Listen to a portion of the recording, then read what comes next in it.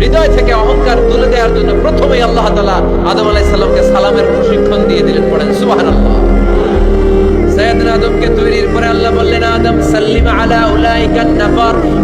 ও আদম, সিজদা দেওয়ার দরকার নাই, জিকির করার দরকার নাই, অন্য কিছু করার দরকার নাই। সৃষ্টি করার পরে তোমার প্রতি আমার প্রথম আদেশ হলো ফেরেশতাদেরকে মুহূর্তেই তুমি সালাম দিয়ে দাও। কি দিয়ে দাও? আদম আলাইহিস সালাম আদেশ আসা মাত্রই সালাম দিলেন। মুহূর্তেই আদম আলাইহিস সালামের হৃদয় থেকে অহংকার দূর করে দিল কে? এজন্য আমরাও আগে আগে সালাম দিই। আগে আগে মুরব্বীরা বাচ্চাদেরকে দিবেন, বাচ্চারা মুরব্বীদেরকে দিবেন, স্বামী স্ত্রীকে, স্ত্রী স্বামীকে, ছেলে বাবাকে, বাবা ছেলেকে। অনেক মুরব্বীরা বসে থাকে, আমি মুরব্বী, আমি দিব কেন, ও আমারে দিব, বেয়াদব। আছে না নাই? না, এগুলো বললেন না। বেয়াদব না বলে একটা কাজ করবেন, বেয়াদব না বলে আপনি সালাম দিয়ে দিবেন। বেয়াদব না বলে কি বলবেন? সালাম দিয়ে দিবেন। দেখবেন বারবার যখন সালাম দিবেন, বাচ্চাটা বা ছেলেটা লজ্জায় পরে কিছুদিন পরে ওই বাচ্চাই আপনার আগে সালাম দেওয়া শুরু করবে। ঠিক কিনা?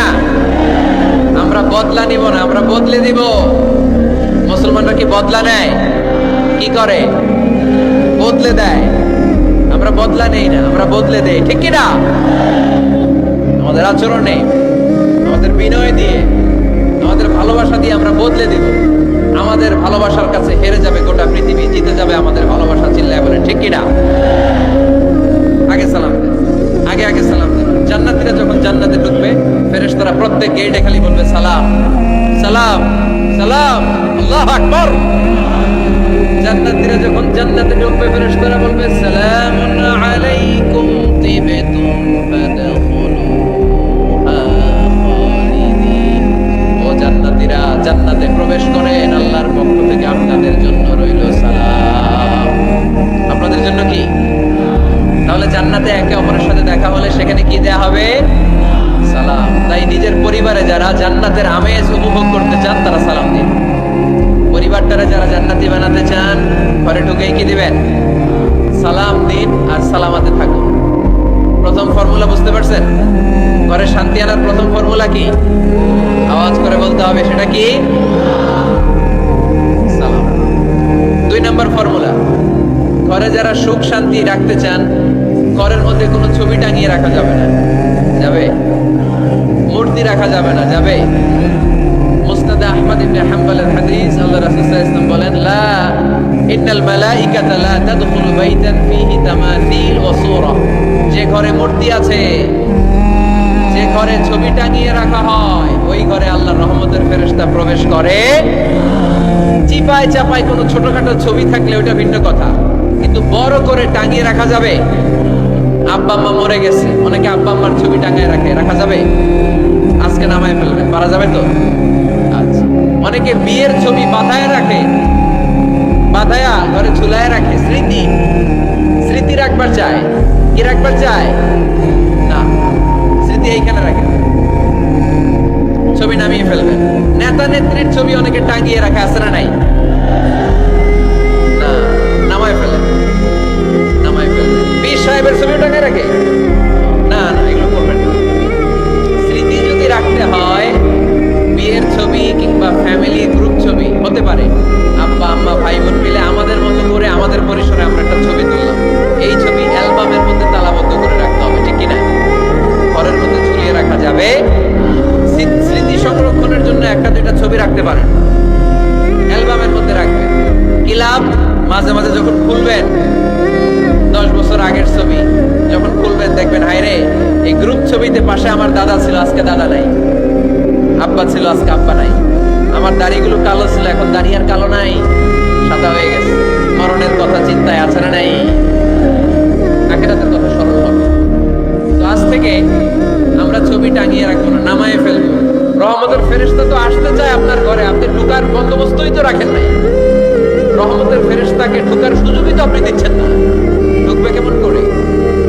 বিয়ের ছবি, আব্বা আম্মার ছবি, নেতা নেত্রীর ছবি টাঙিয়ে না রেখে অ্যালবাম বন্দি করে রাখেন, প্রয়োজনে দেখবেন।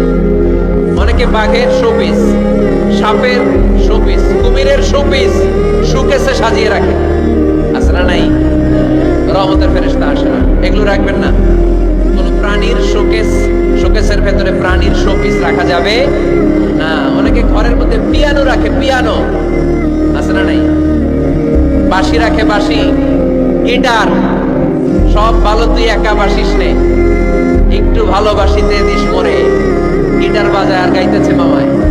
আহা, আসে না তোমার ঘরে রহমতের ফেরেশতা, ঠিক কি না? হারমোনিয়াম, একতারা, দোতারা, সেতারা, এগুলো রাখা যাবে? ঢোল রাখা যাবে?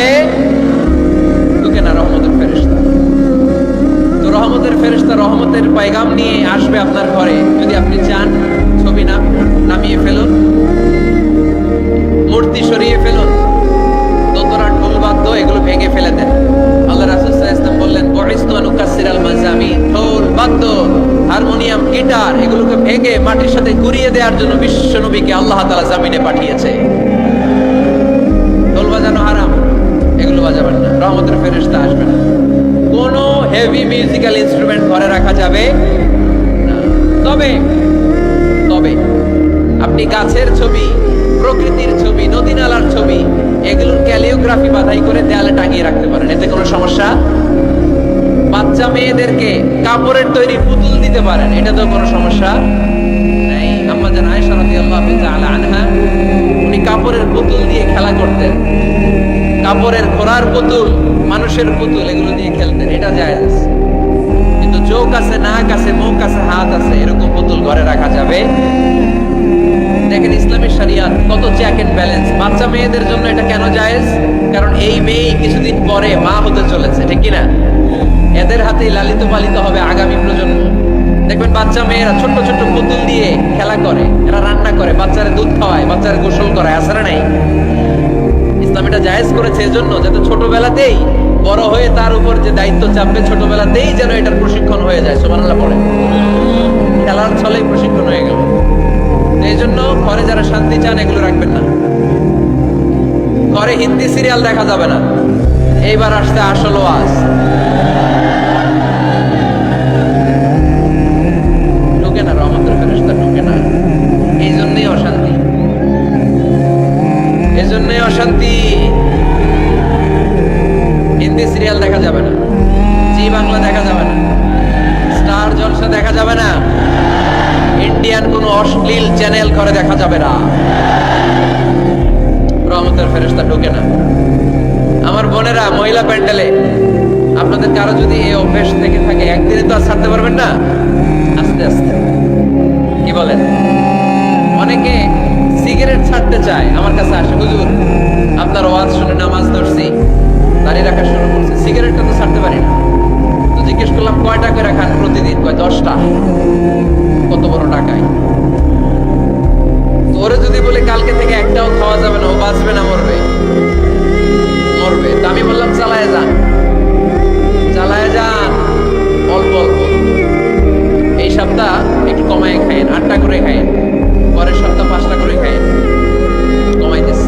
এরপরের সপ্তাহ 3টা, পারতেছে। এরপরের সপ্তাহ 2টা, তাও ভালো। এরপরের সপ্তাহ 1টা। যেই সপ্তাহ উনি 1টা করে খায়, পরের সপ্তাহে বাদ দেওয়া যাবে না, গ্রাজুয়ালি। অনেক এলিট সোসাইটির ফ্যামিলি, তাদের বাবারা আমার কাছে আসে, বলে হুজুর ধন সম্পদ, সোশ্যাল স্ট্যাটাস আল্লাহ কম দেয় নাই, তো আপনার ওয়াজ শুনে আলহামদুলিল্লাহ আমরা পরিবর্তিত হতে শুরু করেছি, আমরা এখন নামাজ টামাজ পড়তেছি। তো মেয়েগুলো পর্দা করে না হুজুর, পর্দা করে না। কি করি? হিপ হপ স্টাইলের মেয়ে, টাইট ফিটিং। কি ফিটিং? টাইট ফিটিং জামা পরে হুজুর, কি করবো আমি বলেন? তো এদেরকেও আমি বলি ধীরে সুস্থে চালায় যাইতে বলেন, চালায় যাক আস্তে আস্তে।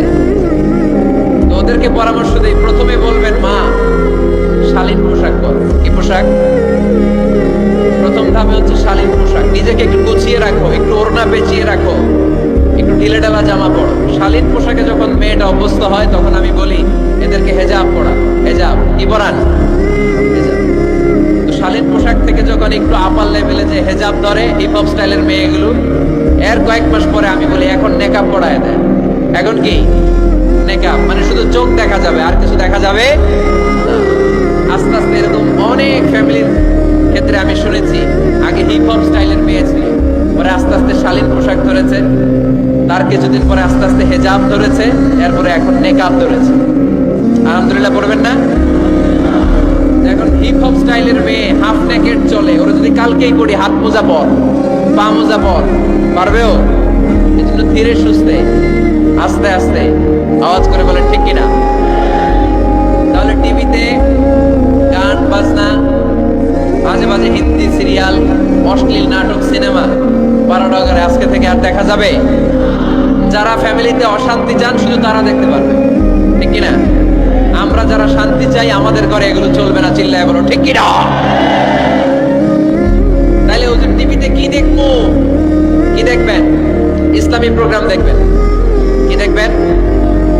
ইসলামী প্রোগ্রাম দেখুন, নিউজ দেখুন, টক শো গুলো দেখুন, প্রামাণ্য অনুষ্ঠানগুলো দেখুন, শালীন ভালো কোনো ম্যাগাজিন প্রোগ্রাম থাকলে এগুলো দেখুন, জিওগ্রাফিক্যাল চ্যানেল দেখুন, অ্যানিমেলস কিংডম দেখুন, সাগরের অতল গহ্বরে কি মাছ আল্লাহ তৈরি করে রেখেছে, আফ্রিকার জঙ্গলে কি হচ্ছে, অস্ট্রেলিয়ার জঙ্গলে এখন চলতেছে দাবানল, আপনারা কি খোঁজ রাখেন?